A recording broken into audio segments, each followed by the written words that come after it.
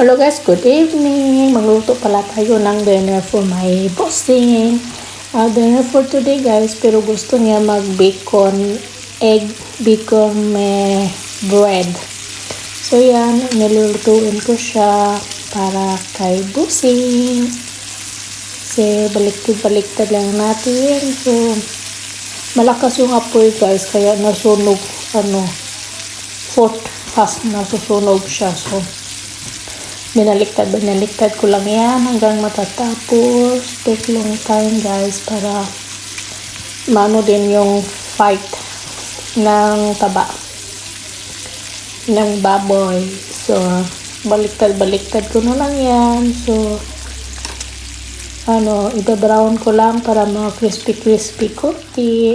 So yan, ready na yung egg. So mag-smear na tayo sa tinapay. Ang hirap guys, yung isang kamay nasa kamera, yung isa mag-smear ng brochera, yung tinapay.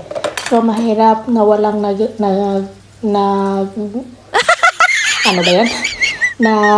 humahawak sa kamera. So lahat left and right yung kamay. So mahirap guys.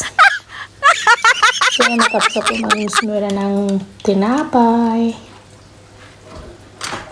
So, hinintay ko na lang yung bacon para ma-stick ko yung egg. So, okay na din. Baliktad para matapos. So, gusto ko pa yun crispy po yan. So, baliktad. Malapit na yung matapos. Kasi, one baliktad. So, tapos na yung sa kabila. So, kumukupos yan guys. Kasi mainit na mantika. So, parang nabigla yung nasa una. Kasi mainit kasi. So, ganon. Kaya nakukupos sila ng madali. So, matapos na yan guys. Palapit na. Kinukuha ko na yan kasi parang nasusunog ng konti. So, baka mapait yung lasa. So, baliktad na naman. Hindi ako satisfied. So, binaliktad ko ulit. Baliktad. Kasi maliliit na sila. Yung iba malalaki. Baka yung mainit sa kawali hindi pantay. Hindi kaya so maliit. Kasi baliktad. Malapit na matapos guys. Kasi tapos na yan sa itaas. Diniretso ko na nilagay sa beside sa tinapay para isahan na. So ganyan, hindi pa ako satisfied na binaliktad ko pa yan para maki-crispy. Malapit na yung matapos guys. Kunting na lang. So natapos na. So kukunin. So tap para matutuyo yung mantika. Oy, nahulog siya. Oh, hindi ko pa makuha. So, nakuha ko na. So, tak.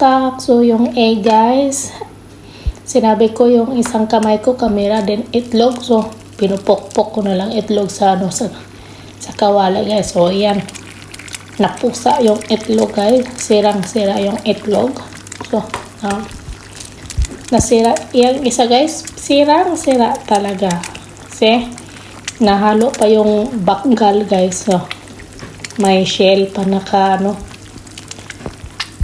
hindi ako expert magluto ng guys, yung parang itok-tok na yung itlog sa kawali. Hindi ako expert. Kasi ganyan, asin, lagyan natin ng asin, pampalasa, pipir, lagyan natin ng pepper din, pang extra lasa. So, buhos natin na lahat. Kasi konting minutes na lang. So, kemos. So, ipaghiwalayin natin yan guys. Kasi, hiwalay natin. So, na natin panuluto ng itlog. So,